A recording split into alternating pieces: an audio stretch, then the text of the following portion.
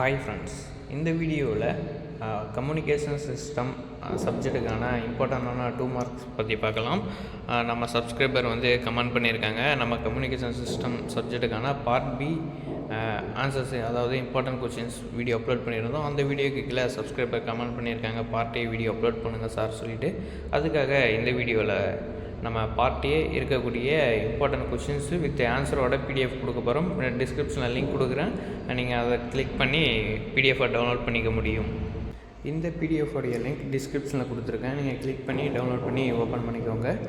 உங்களுக்கு இதில் 3 யூனிட்டுக்கான 2 மார்க்ஸ் வித் ஆன்சர் இருக்கும். உங்களுக்கு 4-5 யூனிட்டுக்கான கொஷின்ஸும் வித் ஆன்சர் வேணும் அப்படின்னாக்கா கமெண்ட் பண்ணுங்கள்.